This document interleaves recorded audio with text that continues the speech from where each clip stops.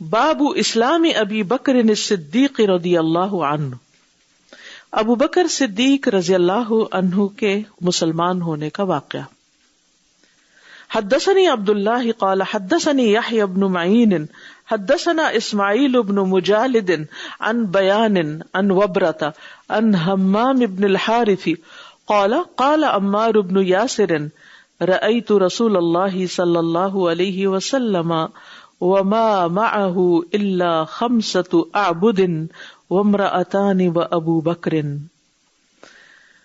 امام بخاری کہتے ہیں کہ مجھے عبداللہ نے بیان کیا، عبداللہ سے مراد ان کے استاد عبداللہ بن محمد عاملی ہے، المدہ عاملی۔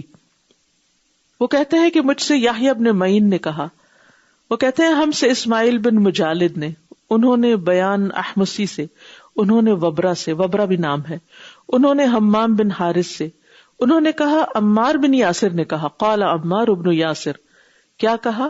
یہ حدیث عمار بن یاسر کے حالات میں بھی گزر چکی ہے۔ رأیت رسول اللہ صلی اللہ علیہ وسلم، میں نے دیکھا رسول اللہ صلی اللہ علیہ وسلم کو، یعنی اس وقت، وما معه الا 5 اعبد، اور نہ تھے آپ کے ساتھ مگر 5 غلام۔ عمار کہتے ہیں میں نے اس وقت اسلام قبول کیا جب آپ کے ساتھ 5 غلام تھے، یعنی 5 غلاموں نے قبول کیا تھا۔ وامرأتان، اور 2 عورتیں، وابو بکر، اور ابو بکر صدیق نے، یعنی اس وقت کوئی اسلام نہیں لایا تھا سوائے 5 غلاموں کے، اور وہ کون تھے؟ بلال، زید، عامر، ابو فکیہہ، عبید۔ اور خواتین میں ام المومنین خدیجہ رضی اللہ تعالیٰ عنہا اور سمیہ، یا ام ایمن کا نام بھی لیا جاتا ہے، یعنی یہ ابتدا میں ہے۔ اور اس کے علاوہ ابو بکر مردوں میں سے۔ ابو بکر رضی اللہ عنہ کا نام کیا ہے؟ کتنے محبوب صحابی ہیں اور کتنے نون ہیں، یعنی صحابہ میں سے سب سے بڑے مقام پر ہیں۔ نام کیا ہے؟ عبداللہ بن عثمان بن عامر، عبداللہ بن عثمان بن عامر قرشی تیمی، الابو والام، باپ اور ماں کی طرف سے تیمی ہے، قریش کا ایک قبیلہ ہے بنو تیم۔ ابو بکر صدیق رضی اللہ عنہ 573 کو عام الفیل کے 2 سال اور 6 ماہ بعد پیدا ہوئے۔ اس طرح وہ نبی صلی اللہ علیہ وسلم سے تقریباً 2 سال چھوٹے ہیں۔ نبی صلی اللہ علیہ وسلم 571 ہجری میں پیدا ہوئے تھے، 571 میں۔ ان کے والد جو تھے ان کا نام ابو قحافہ، ان کی کنیت تھی، عثمان بن عامر تھا والد۔ انہوں نے فتح مکہ کے دن اسلام قبول کیا ہے، یعنی کہاں بیٹے نے سب سے پہلے کیا مردوں میں سے، اور انہوں نے فتح مکہ کے دن۔ لیکن یہ اپنے بیٹے کے بعد بھی زندہ رہے اور انہوں نے اپنے بیٹے کی وراثت پائی، اگرچہ انہوں نے وہ وراثت کمال جو تھا حضرت ابوبکر کے بیٹوں کو ہی واپس لوٹا دیا، لیکن بہرحال یہ اپنے بیٹے کے وارث بھی بنے۔ اور یہ پہلے آدمی تھے جو اسلام میں کسی خلیفہ کے وارث ہوئے تھے۔ ابوبکر خلیفہ بنے تھے اور یہ خلیفہ کے باپ تھے، ان کے وارث بھی بنے۔ ان کی والدہ کا نام ام الخیر تھا، سلمہ بنت صخر بن عامر بن کعب، یہ بھی بنو تیم میں سے تھی، اسی نسبت سے ان کا نام تیمیہ تھا۔ یہ جو نام تیمیہ ہے نا، اس کی ایک وجہ یہ بھی بتائی جاتی ہے کہ یہ بنو تیم کی طرف نسبت ہے، اور یہ بھی قریش میں سے تھی۔ یہ ہجرت سے پہلے ہی مکہ میں اپنے بیٹے ابو بکر کے ساتھ مسلمان ہوئی تھی اور اپنے شوہر سے پہلے فوت ہوئی تھی، ابو قحافہ سے پہلے۔ نبی صلی اللہ علیہ وسلم نے جب ابو بکر کو اسلام کی دعوت دی تو بلا تردد مسلمان ہو گئے، کوئی دیر ہی نہیں لگائی، دوسری بات ہی نہیں کی، فوراً۔ یہ اپنے قبیلے کے بہت معزز شخص تھے، کریمن، شجاعن، ثابتن، ذا رأی سدید فی المواقف العظامی، ثابت قدم رہنے والے، بڑے بڑے مواقع پر درست رائے قائم کرنے والے شخص، انتہائی سمجھدار، اس کے ساتھ ساتھ نرم مزاج، الرفیق اللین، بہت زیادہ صبر کرنے والے اور پختہ ارادے کے مالک تھے۔ زبردست کوالٹیز تھے ان کے اندر۔ آپ دیکھیے کہ جس کے اندر اتنی کوالٹیز ہوں، وہ بہادر بھی ہو، وہ ثابت قدم بھی ہو، وہ ڈٹرمنٹ بھی ہو، اور اس کی بہت عزت بھی ہو، اور صبور بھی ہو، اور اس کے ساتھ ساتھ وہ نرم مزاج ہو، کیا خوبصورت کمبینیشن ہے نا. اس پر مزید یہ ہے کہ یہ فقیہ تھے، یعنی عالم تھے. ان کے پاس دو خاص علم تھے. ایک تھا انساب کا، عربوں کے انساب اور اخبار یعنی ہسٹری، عربوں کی تاریخ اور عربوں کے نسب نامے کو سب سے زیادہ جاننے والے تھے. اللہ پہ بہت توکل کرنے والے، بہت متقی اور شک و شبہ کی چیزوں سے دور رہنے والے تھے. تقویٰ کہتے ہی اسی کو ہے کہ انسان مشکوک چیزوں کو چھوڑ دے. دنیا سے بے رغبتی رکھنے والے تھے اور جو کچھ ان کے پاس تھا اللہ کی راہ میں خوشی سے خرچ کرنے والے تھے. یہ لوگوں کے ساتھ انس رکھتے بھی تھے اور لوگ بھی ان سے انس رکھتے تھے. کان الفن مؤلفن، محبت کرتے بھی تھے اور محبت کیے بھی جاتے تھے. یہ بہت بڑی خوبی ہوتی ہے کسی کی کہ وہ دوسروں سے محبت کرے اور لوگ بھی اس سے محبت کریں. اور یہ اسی بنا پہ ہوتا ہے کہ اس کے اندر صبر کی کوالٹی ہو، عفو درگزر کی ہو، نرم مزاجی ہو.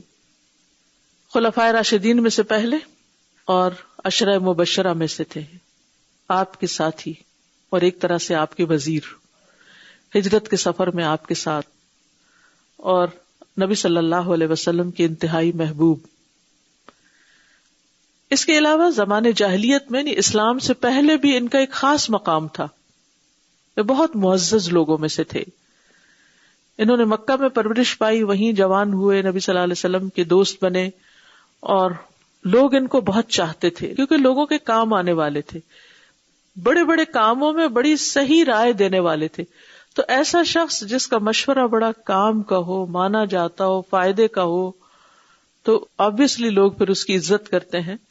کیونکہ خیر الناس من ينفع الناس، بہترین انسان وہ ہوتا ہے جو لوگوں کو فائدہ پہنچاتا ہے اپنے علم سے، مال سے، وقت سے، یعنی دوسروں کے کام آنے والا ہوتا ہے، خود غرض نہیں ہوتا، بخیل نہیں ہوتا. اور یہ قریش کے مالدار ترین لوگوں میں سے تھے کیونکہ یہ تاجر تھے، بزنس مین تھے، تجارت کرتے تھے. اس کے ساتھ ساتھ علم بھی بہت رکھتے تھے. عام طور پر ہمارے ہاں تجارت اور علم دو میں سے ایک ہو سکتی ہے، کوئی تاجر ہو سکتا ہے یا کوئی عالم ہو سکتا ہے. یہ دونوں چیزیں بہت کم ملتی ہیں، لیکن الحمدللہ اسلام کی تاریخ میں ایسی بہت سی شخصیات ملتی ہیں کہ جنہوں نے علم کے ساتھ ساتھ تجارت بھی کی اور لوگوں کو اپنے علم سے بھی فائدہ پہنچایا اور مال سے بھی فائدہ پہنچایا. کوئی ایک اور نام لیجئے، کسی کا نام ذہن میں آ رہا ہو. عثمان بن عفان اور گڈ عبداللہ بن مبارک. تجارت کرتے تھے، 4 مہینے خوب مال کماتے تھے، پھر 4 مہینے علم سیکھتے سکھاتے تھے. 4 مہینے یا تو حج پہ جاتے یا جہاد پہ جاتے، اور جب حج پہ جاتے تو ایک انوکھا طریقہ تھا. سب سے کہتے اچھا کون کون حج پہ چلے گا، اپنا اپنا مال لے آؤ. لوگ لے آتے، کوئی تھوڑا لاتا کوئی بہت لاتا، سب کا پوٹلیوں میں ڈال کے اس بکسے میں بند کرتے، امانت کے طور پہ رکھ دیتے، اور سب کو کہتے چلو میرے ساتھ لے جاتے. انہیں کھلاتے پلاتے، ان پہ خرچ کرتے. پھر آنے سے پہلے کہتے کہ اچھا گھر والوں کے لیے کوئی تحفے خریدنے تو وہ بھی خرید لو. سب کو سب کچھ کھلا پلا کے جب واپس آتے پھر سب کی دعوت کرتے اور پھر ان کی پوٹلیاں ان کو واپس کرتے. اس طرح یہ لوگوں کی خدمت کیا کرتے ہیں. کیسے کیسے اللہ نے لوگ پیدا کی، اور اس کی بنیادی وجہ کیا ہے کہ ان کو پتا تھا، ان کو علم تھا، کیونکہ ان کا مال کمانے اور خرچ کرنے کے ساتھ ساتھ علم کا حاصل کرنا بھی. انسان کچھ بھی کرے لیکن اگر اس کا تعلق علم سے نا، اس سے اس کا ایمان بڑھتا ہے، اور جب ایمان بڑھتا ہے تو عمل کی قوت بڑھتی ہے.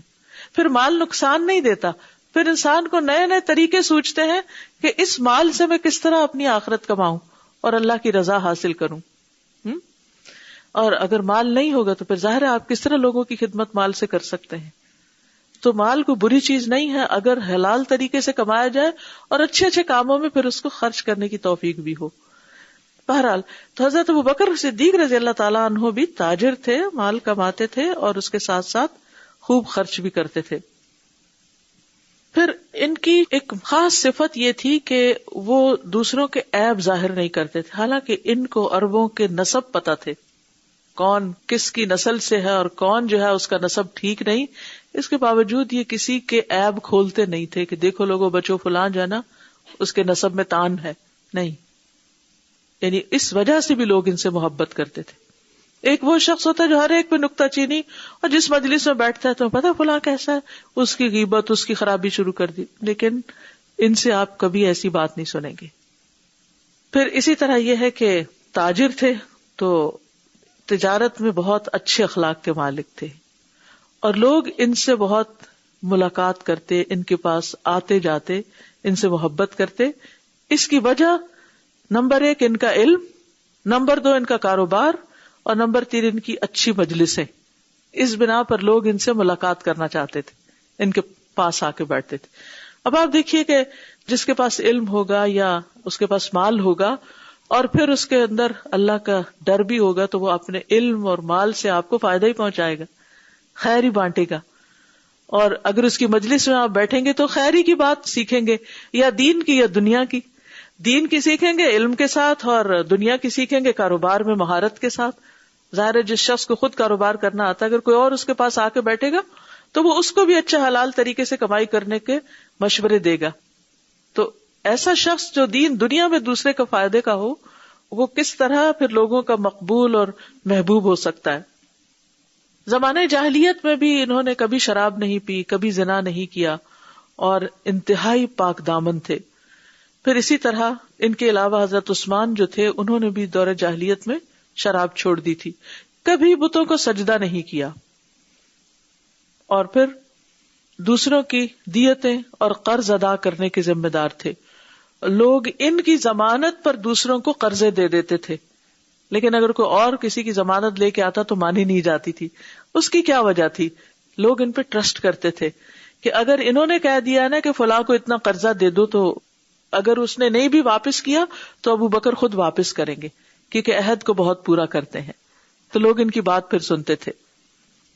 اسلام قبول کرنے والوں میں جیسا کہ آپ جانتے ہیں مردوں میں سب سے پہلے ہیں، اور پھر یہ ہے کہ نہ صرف یہ کہ اسلام قبول کیا بلکہ نبی صلی اللہ علیہ وسلم کی جان و مال سے مدد بھی کی، اور آپ صلی اللہ علیہ وسلم کی تصدیق بھی کی. اس لیے آپ کا لقب کیا تھا؟ صدیق. یس. پھر ہمیشہ آپ کے ساتھ ساتھ رہے، جنگ میں، سفر میں، غار میں، ہجرت میں، ہر جگہ ساتھ ہیں. آپ کی صحبت کو لازم کرنے والے تھے. جنگ بدر، خندق، فتح مکہ، حنین، تبوک، ہر جگہ آپ کے ساتھ حاضر رہے. اور نبی صلی اللہ علیہ وسلم روزانہ ان سے ملتے تھے، روزانہ ان سے ملاقات کرتے تھے.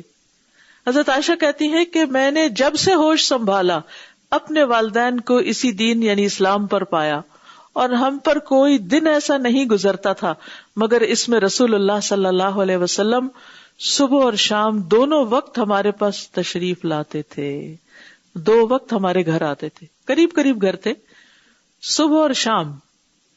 اور پھر آپ دیکھیے کہ کسی کے گھر کوئی صبح و شام کب جا سکتا ہے؟ کیوں جا سکتا ہے؟ جی کمفرٹیبل ہوں گے. یس. ان کا آنا آپ کو بوجھل اور ناگوار نہیں ہوگا. تو بہرحال روزانہ آپ حضرت ابو بکر کے گھر جاتے تھے اور حضرت ابو بکر سے مشورے کرتے تھے مسلمانوں کے امور کے بارے میں. نبی صلی اللہ علیہ وسلم حضرت ابو بکر سے مشورے کرتے تھے. آپ دیکھیے کہ مشورے کے لیول ہوتے ہیں نا. کچھ چیزیں ہوتی ہیں 1 on 1 بیس پہ ڈسکس کرنے والی، کچھ ہوتے ہیں چھوٹے گروپ میں ڈسکس کرنے والی، کچھ ہوتے ہیں بڑی جماعت میں ڈسکس کرنے والی. لیکن بعض اوقات یہ ہوتا ہے کہ جب بہت ڈھیر سارے لوگوں سے مشورہ کیا جاتا ہے تو بات ختم ہی ہو جاتی ہے، اس کا کوئی نتیجہ نہیں نکلتا. تو کچھ فیصلے ایسے ہوتے ہیں کہ جو انتہائی سمجھدار لوگوں کے ساتھ مل کے کرنے کے ہوتے ہیں، صرف ان سے پوچھنا ہی کافی ہو جاتا ہے. لیکن کچھ لوگوں کی عادت ہوتی ہے اس سے بھی پوچھتے، اس سے بھی پوچھتے، اس سے بھی پوچھتے، اور پھر اینڈ پہ اتنے کنفیوز ہوتے ہیں کہ نہ ادھر کے نہ ادھر کے. تو انسان کو ہمیشہ سوچنا چاہیے کہ کس معاملے میں کس سے بات کرنا زیادہ بہتر ہے، اس سے جو اس معاملے کی سمجھ بوجھ رکھتا ہو. حضرت عمر کہتے ہیں ایک موقع پر کہ پچھلی رات ابو بکر سے یوں ہی مسلمانوں کے کسی معاملے میں نبی صلی اللہ علیہ وسلم گفتگو کر رہے تھے اور میں بھی ساتھ تھا. یعنی رات کو اکثر جو ملاقات ہوتی تھی وہ لوگوں کے اجتماعی امور کے معاملے میں ہوتی تھی. پھر اسی طرح یہ نبی صلی اللہ علیہ وسلم کو کفار کی اور دیگر لوگوں کی اذیتوں سے بچاتے تھے، جیسا کہ اس حدیث میں ہے کہ عقبہ بن ابی معیط نے جب آپ کا گلا گھونٹنا چاہا تو ابو بکر آگے آئے اور اس کو پیچھے دھکیلا. پھر اسی طرح آپ کی سخاوت سے اسلام کو بہت فائدہ پہنچا، اور پھر آپ کی دعوت سے بہت بڑے بڑے لوگ مسلمان ہوئے. انہی کے مقام اور رتبے جیسے، جیسے عبد الرحمن بن عوف، وہ بھی بہت مالدار لوگوں میں سے تھے. پھر اسی طرح سعد بن ابی وقاص، پھر عثمان بن عفان، وہ بھی بہت مالدار تھے. پھر زبیر بن عوام، طلحہ بن عبید اللہ، یہ سب حضرت ابو بکر کی کوشش سے مسلمان ہوئے تھے. یہ سارے لوگ، ظاہر ہے کہ جو جس سوسائٹی، جس کیلیبر کا ہوتا ہے، جس طرح کا ہوتا ہے، پھر وہ اپنے سرکل میں اپنے جیسے لوگوں کو اسلام کی طرف لے کر آتا ہے. اگر ایک پڑھا لکھا شخص ہوگا تو اس کی دوستی کس سے ہوگی؟ پڑھے لکھے لوگوں سے. وہ دعویٰ کس میں کرے گا؟ پڑھے لکھے لوگوں میں دعویٰ کرے گا. اس کی کوشش سے اسی طرح کے لوگ پھر مسلمان ہوں گے، دین کی طرف آئیں گے. ایک عام کم فہم انسان ہے تو وہ جس طرح کے لوگوں میں اٹھتا بیٹھتا ہے پھر وہ اسی میں دعویٰ کرے گا. تو بہرحال ابو بکر جو تھے وہ تو انتہائی محبوب تھے مکہ والوں کے، لہٰذا ان کی کوششوں سے بڑے بڑے سمجھدار لوگ شروع میں ہی مسلمان ہو گئے، اور وہ سب سابقون الاولون میں سے ہیں. اور پھر اسی طرح ہم دیکھتے ہیں کہ جس دن یہ اسلام لائے ان کے پاس 40,000 درہم تھے جو انہوں نے اللہ کے راستے میں خرچ کر دیے. یعنی ڈے 1 سے یہ اللہ کے راستے میں خرچ کرنے والے تھے. اور ان کا خرچ کس طرح تھا اللہ کے راستے میں کرنا کہ یہ اپنے مال سے مظلوم غلاموں کو آزاد کرواتے تھے. یعنی جس پر بھی کوئی ظلم و ستم ہوتا، کوئی مسلمان ہوتا اور اس کا آقا اس پہ ظلم ڈھا رہا ہوتا تو یہ اپنا پیسہ دے کے اس کو چھڑا لیتے تھے، ان کی گردنیں آزاد کرتے تھے. خاص طور پر حضرت بلال رضی اللہ تعالیٰ عنہ کو انہوں نے آزاد کروایا تھا. پھر اسی طرح لوگوں کو اپنے گھر میں پناہ دیتے تھے. یعنی خصوصاً ابتدائی دور میں ہم دیکھتے ہیں کہ جو لوگ مسلمان ہوتے تھے ان بڑی اذیتیں ان کو سہنا پڑتی تھی، تو یہ لوگوں کو اپنے گھر میں بھی لے جاتے تھے. ابو ذر کہتے ہیں میں مکہ آیا اور ان میں سے ایک کمزور آدمی کو مل کے پوچھا کہ وہ کہاں ہے جسے تم صابی کہتے ہو؟ تو اس نے میری طرف اشارہ کرتے ہوئے کہا کہ یہ دین بدلنے والا ہے. تو جو ہی لوگوں کو پتا چلا کہ میں نے محمد صلی اللہ علیہ وسلم کے بارے میں پوچھا ہے، معلومات لی ہیں، تو یہ سنتے ہی لوگ ڈھیلوں اور ہڈیوں اور ہر چیز کے ساتھ مجھ پہ پل پڑے، اور اتنا مارا مجھے ابو ذر غفاری کہ میرا جسم خون سے لت پت ہو گیا اور میں بے ہوش ہو کے گر پڑا. جب مجھے ہوش آیا تو پھر میں اٹھا اور میں نے جا کر زمزم سے اپنے آپ کو دھویا اور اس کا پانی پیا، اور 30 دن رات ایسے مجھ پہ گزرے کہ میرے پاس زمزم کے سوا کوئی کھانا نہیں تھا. لیکن اللہ کی شان کے زمزم کو پی کر میری صحت اور اچھی ہو گئی، میرے جسم پر موٹاپا بھی آ گیا اور میرے پیٹ کی سلوٹیں ختم ہو گئی، یعنی جسم گٹ گیا. تو بہرحال وہ کہتے ہیں کہ اس دوران ایک چاندنی رات میں جب مکہ والے سو رہے تھے اور رات کے وقت کوئی بھی بیت اللہ کے آس پاس نہیں تھا، تو رسول اللہ صلی اللہ علیہ وسلم آئے، حجر اسود کو بوسہ دیا، اور آپ کے ساتھ آپ کے ساتھی بھی تھے، انہوں نے بیت اللہ کا طواف کیا، پھر نماز پڑھی. جب آپ نے نماز پڑھ لی تو ابو ذر کہتے ہیں کہ میں پہلا شخص تھا جس نے آپ کو اسلام کے مطابق سلام کیا. میں نے کہا السلام علیکم یا رسول اللہ، تو آپ نے جواب دیا. پوچھا تم کون ہو؟ تو میں نے کہا قبیلہ غفار سے ہوں. تو آپ نے اپنا ہاتھ اٹھایا اور اپنی انگلیاں اپنی پیشانی پہ رکھی. میں نے اپنے دل میں کہا کہ آپ کو میرا قبیلہ غفار سے ہونا پسند نہیں آیا. کیوں نہیں آیا تھا؟ کچھ پتا آپ کو کیا تھی خصوصیت قبیلہ غفار کی؟ یہ بہت چور اچکے قسم کے لوگ تھے اور مسافروں کو لوٹ لیا کرتے تھے. تو جب آپ کو پتا چلا کہ آپ اس قبیلے سے ہیں، یعنی مختلف قبائل جو تھی لوگوں کی پہچان تھی، تو آپ کو پسند نہیں آئی کہ اچھا یہ فلاں قبیلے کا ہوتا ہے نا کہ اچھا تم کہاں سے ہو، کس شہر، کس جگہ، کس ملک، کس فیملی سے ہو، تو وہ ان کی ایک شہرت ہو جاتی ہے نا، اچھی یا بری. تو بہرحال تو یہ ان کو سمجھ آ گئی. تو کہتے ہیں کہ بس میں آپ کا ہاتھ پکڑنے کے لیے آگے بڑھا تو آپ کے ساتھی نے مجھے پکڑ لیا، اور وہ مجھ سے زیادہ آپ کے بارے میں واقفیت رکھتا تھا. آپ نے اپنا سر مبارک اٹھایا اور فرمایا تم یہاں کب سے ہو؟ میں نے عرض کیا 30 دن رات سے ہوں. پوچھا کون کھلاتا پلاتا ہے؟ میں نے عرض کیا زمزم کے علاوہ کوئی چیز نہیں میرے پاس. تو بہرحال آپ نے فرمایا یہ بابرکت پانی ہے اور یہ کھانے والے کے لیے کھانا ہے. یعنی زمزم صرف پانی نہیں بلکہ کیا ہے؟ فوڈ بھی ہے، کھانا بھی ہے. پھر اس کے بعد وہ کہتے ہیں کہ ابو بکر نے عرض کیا اللہ کے رسول مجھے اس کے رات کے کھانے کی اجازت دے دے، یعنی میں اس کو اپنے ہاں لے جانا چاہتا ہوں. بس رسول اللہ صلی اللہ علیہ وسلم چلے، ابو بکر بھی چلے، میں بھی ان کے ساتھ چلا. ابو بکر نے دروازہ کھولا اور ہمارے لیے طائف کی کشمش نکالنے لگے. یہ میرا پہلا کھانا تھا جو میں نے مکہ میں کھایا جب تک میں وہاں رہا.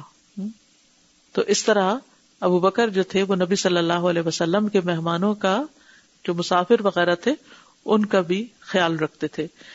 ان کے بارے میں یہ آیات اتری سورۃ اللیل کی، وَسَيُجَنَّبُهَا الْأَتْقَى الَّذِي يُؤْتِي مَالَهُ يَتَزَكَّى وَمَا لِأَحَدٍ عِندَهُ مِن نِّعْمَةٍ تُجْزَى إِلَّا ابْتِغَاءَ وَجْهِ رَبِّهِ الْأَعْلَى وَلَسَوْفَ يَرْضَى.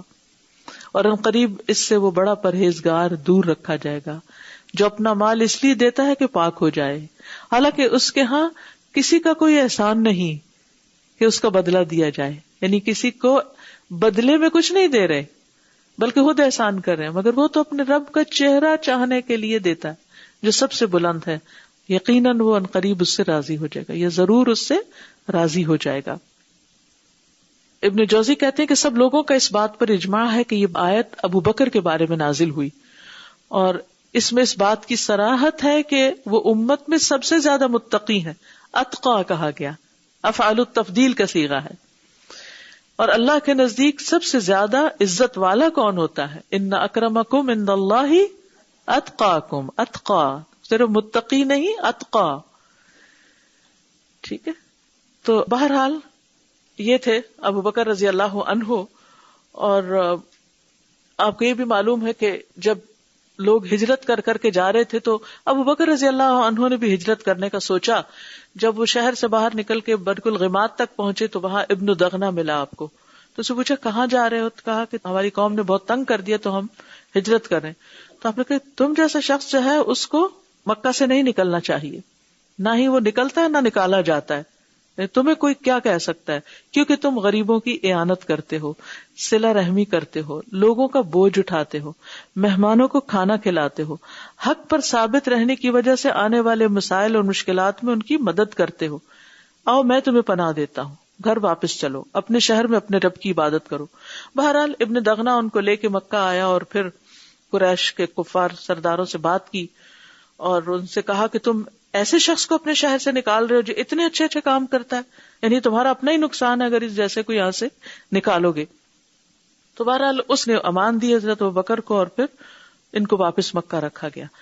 اس کے بعد یہ ہوا کہ انہوں نے ایک شرط رکھی کہ یہ علل عبادت نہیں کریں گے، بس صرف اپنے گھر میں ہی جو کرنا کریں. تو ابوبکر نے اپنے گھر میں ایک چھوٹی سی مسجد بنا لی اور وہاں پر وہ بہت خوبصورت انداز میں تلاوت کرتے تھے. جب وہ تلاوت کرتے تھے قرآن پڑھتے ہوئے روتے بہت تھے. ہم بھی ذرا اپنی قرات کو دیکھ لیں، ہمارا حال کیا ہے، کتنا روتے ہیں قرآن پڑھتے ہوئے. بہرحال تو وہ سارے مشرکین کے بچے عورتیں وہ سب جھمگٹا لگا لیتے اور دیکھتے اور متاثر ہوتے. تو اس پر مشرکین کو اور پریشانی ہوئی. پھر انہوں نے اپنے دغنا سے بات کی، انہوں نے کہا کہ تم نے تو یہ کہا تھا کہ اعلانیہ عبادت نہیں کریں گے، تو اس لیے ہم یعنی تمہاری پناہ کو قبول نہیں کرتے. بہرحال ابن دغنا نے پھر اپنی پناہ واپس لے لی. اس کے بعد یہ ہے کہ نبی صلی اللہ علیہ وسلم کے لیے ہجرت کا حکم آ گیا اور ابو بکر رضی اللہ عنہ جو تھے انہیں بھی ساتھ جانے کی اجازت مل گئی. اور اس پر حضرت ابو بکر جو تھے وہ رو دیے تھے. حضرت عائشہ کہتی کہ مجھے پہلی تو پتا چلا کہ کوئی شخص خوشی سے بھی روتا ہے. تو انہوں نے اس دوران جب پناہ چلی گئی ابن دغنا کی 4 مہینے اونٹنیوں کو خوب پالا تھا، خوب پتے وتے کھلائے تھے، کیونکہ یہ خاموشی سے تیاری کر رہے تھے ہجرت کے سفر کی. تو 2 اونٹنیاں تھیں ان کے پاس، ایک نبی صلی اللہ علیہ وسلم کے لیے اور ایک ان کے اپنے لیے. بہرحال پھر یہ ہجرت کے لیے نکلے جب نبی صلی اللہ علیہ وسلم کو حکم ہوا.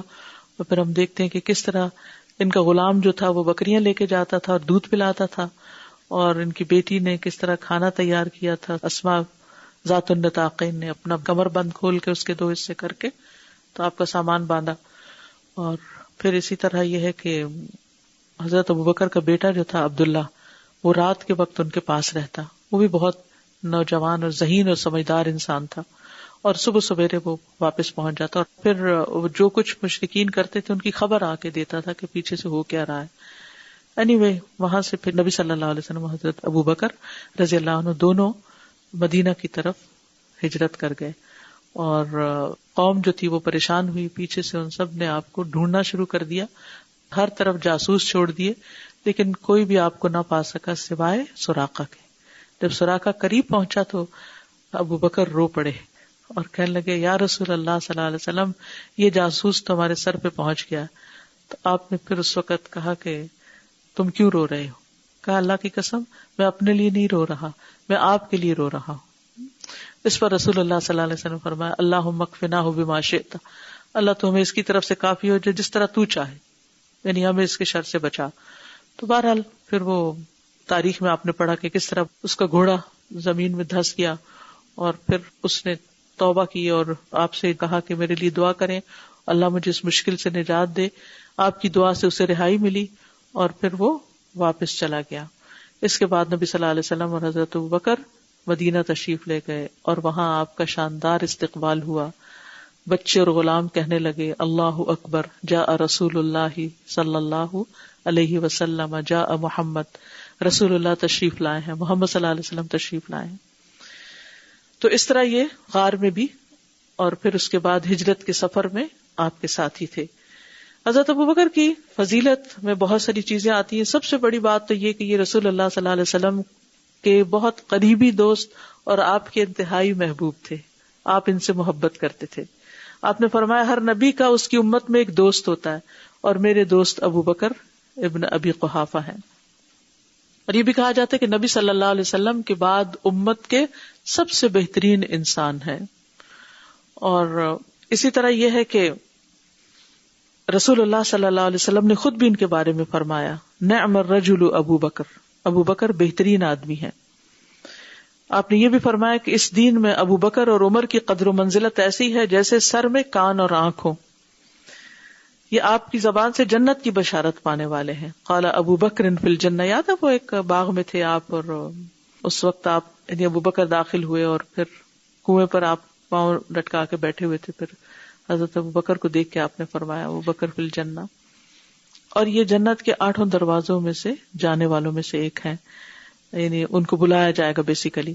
رسول اللہ صلی اللہ علیہ وسلم نے فرمایا جو شخص اللہ کے راستے میں 2 چیزیں خرچ کرے گا اسے جنت کے دروازوں سے بلایا جائے گا کہ اے اللہ کے بندے یہ دروازہ اچھا ہے۔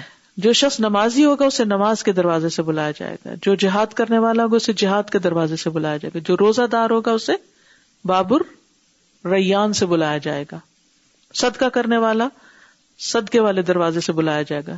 اس پر ابو بکر نے پوچھا اے اللہ کے رسول میرے ماں باپ آپ پہ قربان، کیا کوئی ایسا بھی ہوگا جس کو ہر دروازے سے بلایا جائے گا؟ آپ نے فرمایا کہ ہاں، اور مجھے امید ہے کہ تم بھی انہی میں سے ہوگے۔ ان کو عتیق اللہ بھی کہا گیا کہ اللہ کی طرف سے آگ سے آزاد کیے ہوئے۔ صدیق، جب آپ احد پہ چڑھے اور احد ہلنے لگا تو آپ نے فرمایا تجھ پر ایک نبی، ایک صدیق اور 2 شہید ہیں۔ نبی صلی اللہ علیہ وسلم نے ان کے پیچھے نماز بھی پڑھی تھی اپنے مرض الوفات میں، یہ بہت بڑی بات ہے۔ پھر اسی طرح آپ صلی اللہ علیہ وسلم نے اپنے بعد ان کی اقتداء کا حکم بھی دیا تھا۔ ان کی کچھ خاص خصوصیات ہیں جو ان کے علاوہ کسی اور کو حاصل نہیں، اور وہ کون کون سی ہیں؟ آپ نے ان کا نام صدیق رکھا، کسی اور کا نہیں رکھا۔ یہ غار میں آپ کے ساتھی تھے جس کا ذکر قرآن میں آتا ہے، ثانی اثنین، 2 میں سے ایک نہیں، دوسرے۔ ثانی کس کو کہتے ہیں؟ 2۔ ثانی اثنین، تو یہ ثانی کون تھا؟ ثانی کون تھا؟ ابو بکر تھے، ٹھیک ہے۔ اثنین میں سے ثانی یعنی دوسرا، یعنی 2 میں سے دوسرا، یعنی پہلے تو obviously رسول اللہ صلی اللہ علیہ وسلم نمبر 1 آپ خود ہی تھے، تو ثانی نمبر 2 کون تھے؟ ابو بکر، ثانی اثنین، ٹھیک۔ تو یہ آپ کا لقب رکھا گیا اس وقت۔ پھر اسی طرح ہجرت کے سفر میں آپ کے ساتھ رہے، اور رسول اللہ صلی اللہ علیہ وسلم نے انہیں تمام مسلمانوں کی موجودگی میں نماز پڑھانے کا حکم دیا، یعنی نماز کی امامت ان کے سپرد کی، ٹھیک ہے۔ پھر اسی طرح ان کی کچھ اولویات ہیں۔ اولویات کہتے ہیں وہ کام جو انہوں نے سب سے پہلے کیے، یہ جن میں آپ کو اولیت اور سبقت حاصل ہے۔ السابقون السابقون میں سے تھے، نمبر 1۔ اس میں سے پہلی چیز مردوں میں سب سے پہلے اسلام لانے والے، دوسری چیز سب سے پہلے قرآن جمع کرنے والے، نمبر 3 سب سے پہلے قرآن کو مصحف کا نام انہوں نے ہی دیا، کیونکہ قرآن جمع ہو گئے تھے تو مصحف کہلایا۔ سب سے پہلے خلیفہ، انہی کے لیے خلیفہ کا لفظ سب سے پہلے استعمال ہوا، اور یہ پہلے خلیفہ تھے جنہوں نے عوام کے لیے عطیات مقرر کیے تھے. آپ بیت المال کو بنانے والے میں سب سے پہلے تھے. آپ کا لقب عتیق بھی تھا. عتیق، ثانی اثنین، صدیق. آپ کی خلافت میں بڑے بڑے کام ہوئے تھے، جن میں سب سے پہلا لشکر اسامہ کی روانگی تھی، جسے نبی صلی اللہ علیہ وسلم روانہ کر رہے تھے. پھر آپ کی وفات ہو گئی تو اس کے بعد انہوں نے روانہ کیا تھا. مرتدین اور زکوٰۃ کے منکرین کے ساتھ انہوں نے جنگ کی تھی اور اس فتنے کا سدباب کیا تھا. اگر یہ نہ کرتے تو حالات کچھ اور ہوتے. مسلمہ کذاب کے ساتھ جنگ کی تھی. عراق اور شام میں فتوحات کا آغاز ان سے ہوا تھا. پھر ان کی اور کچھ خصوصیات اخلاق اور صفات میں سے یہ ہے کہ یہ امت پر سب سے زیادہ مہربان تھے، سب سے زیادہ رحم کرنے والے امت پر، رحیم، شفیق، انتہائی عاجزی کرنے والے. ابو برزہ کہتے ہیں کہ ایک آدمی ابو بکر صدیق سے سختی سے پیش آیا تو ابو برزہ نے کہا میں اس کی گردن نہ اڑا دوں. تو ابو بکر نے ان کو جھڑکا اور فرمایا رسول اللہ صلی اللہ علیہ وسلم کے بعد یہ بات کسی کے لیے بھی روا نہیں کہ اس کی خاطر کسی کی گردن اڑائی جائے. پھر اسی طرح بہت مہمان نواز بھی تھے. اصحاب صفہ جو تھے ان کے پاس اپنا کوئی سورس آف انکم نہیں تھا، تو آپ صلی اللہ علیہ وسلم ان کو مختلف لوگوں کے ساتھ بھیج دیا کرتے تھے کھانے کے لیے. آپ نے ایک دن فرمایا جس کے پاس 2 آدمیوں کا کھانا ہو تو اسے چاہیے کہ تیسرے کو ساتھ لے جائیں، یعنی اصحاب صفہ میں سے، اور جس کے ہاں 4 آدمیوں کا کھانا ہے وہ 5ویں یا 6 کو لے جائے. تو ابو بکر اپنے ساتھ 3 لوگوں کو لے کر آئے اور نبی صلی اللہ علیہ وسلم 10 لوگوں کو لے کر گئے. بہرحال آپ علم کے میدان میں بھی بہت آگے تھے اور بہت سمجھدار تھے، اور نیکی میں بھی ہر ایک سے بڑی، صرف علم نہیں عمل بھی بہت تھا. رسول اللہ صلی اللہ علیہ وسلم نے فرمایا ایک بار کہ تم میں سے آج کس نے روزہ رکھا ہے؟ ابو بکر نے کہا میں نے. آپ نے پوچھا آج کون جنازے کے ساتھ گیا؟ ابو بکر کہتے ہیں میں گیا ہوں. آپ نے پوچھا آج کس نے مسکین کو کھانا کھلایا؟ ابو بکر کہتے ہیں میں نے. آپ نے پوچھا آج کس نے مریض کی عیادت کی ہے؟ ابو بکر کہتے ہیں کہ میں نے. رسول اللہ صلی اللہ علیہ وسلم نے فرمایا یہ سب کام جس آدمی میں اکٹھے ہو جاتے ہیں وہ ضرور جنت میں داخل ہوتا ہے. مریض کی عادت، جنازے کی پیروی، مسکین کو کھانا کھلانا اور روزہ رکھنا. سبحان اللہ، یعنی ایک ہی دن میں ایک ہی وقت میں، اور یہ سب کچھ صبح صبح آنے سے پہلے ہی کر کے آئے تھے، ارلی مارننگ، کیونکہ ارلی مارننگ کے کاموں میں برکت بھی تو بہت ہوتی ہے نا. پھر اسی طرح خیر کے کاموں میں بہت سبقت کرنے والے. یاد ہے اپنے گھر کا سارا مال اٹھا کر لے گئے تھے غزوہ تبوک کے موقع پر. پھر اسی طرح چھوٹی چھوٹی نیکیوں میں بھی بہت سبقت کرنے والے تھے، سلام کرنے میں بہت پہل کرتے تھے. پھر اسی طرح یہ ہے کہ کسی کام میں تاخیر نہیں کرتے تھے. یہ ان کی پرسنالٹی کی خاص خصوصیت یہ ہے کہ سستی نہیں تھی ان کے اندر. آپ دیکھیے کہ سستی سے منافقت جنم لیتی ہے. اپنی ذمہ داریوں میں کوتاہی کرنا، کاموں کو ڈیلے کرنا، اپنے فرائض پورے نہ کرنا، نماز میں سستی، اپنی جاب پر دیر سے پہنچنا، اپنے ٹائم کی پابندی نہ کرنا، یعنی ہر کام ڈیلے ڈیلے ڈیلے. کوئی کام کہہ دیا جائے بس وقت پر کر کے نہ دینا. کچھ لوگ کی عادت ہوتی ہے نا ہر کام وقت پہ کر لیتے، اور کچھ لوگ ایسے ہوتے ہیں کہ بس آپ پھر بھول ہی جائیں، کبھی کر کے ہی نہیں دیں گے، کبھی پورا ہی نہیں کریں گے. پھر اسی طرح آپ کو وہ واقعہ بھی یاد ہوگا کہ جب آپ ایک دفعہ عبداللہ بن مسعود کی قرات سن رہے تھے تو آپ کھڑے ہو گئے اور پھر آپ نے فرمایا کہ جو شخص قرآن کو اسی طرح تر و تازہ پڑھنا چاہے جیسے وہ نازل ہوا ہے تو اسے چاہیے کہ ابن ام عبد کی قرات کی طرح پڑھے، یعنی ابن مسعود کی قرات کی طرح پڑھے. تو حضرت عمر نے کہا کہ یہ خبر میں ان کو پہلے دوں گا کہ اللہ کے رسول صلی اللہ علیہ وسلم نے آپ کی قرات اپروو کر دی. لیکن جب حضرت عمر پہنچے تو انہوں نے کہا کہ یہ مجھے پہلے ہی ابو بکر بتا گیا. تو نے کہا کہ میں ان سے آگے نہیں نکل سکتا. پھر اسی طرح اگر کوئی غلطی ہو جاتی تو فوراً معافی مانگتے اور فوراً پلٹ آتے. بولنے میں بڑے محتاط تھے. ایک دفعہ اپنی زبان کو کھینچ رہے تھے کہ اس نے بڑی مشکل میں ڈالا ہے مجھے مختلف مواقع پر. کھانے پینے کے معاملے میں بہت محتاط تھے، حرام سے پرہیز کرتے تھے. ایک دفعہ آپ کو یاد ہے ان کا غلام کہیں سے وہ جو نجومی بن کے کچھ لوگوں کو بتاتا تھا اور اس کا کچھ مال لے کر آ گیا اور وہ کھا لیا، تو آپ نے اپنے گلے میں انگلی ڈال کر اس کو باہر نکالا. اور پھر سیکھنے سے بڑی محبت تھی. ایک موقع پہ کہتے ہیں اللہ کے رسول مجھے کوئی ایسی دعا سکھا دیجئے جسے میں اپنی نماز میں پڑھا کروں. تو آپ نے ان کو سکھایا اللہم انی ظلمت نفسی ظلما کثیرا ولا یغفر الذنوب الا انت فاغفر لی مغفرۃ من عندک وارحمنی انک انت الغفور الرحیم. یہ کہاں پڑھی جاتی ہے؟ تشہد میں. شابش.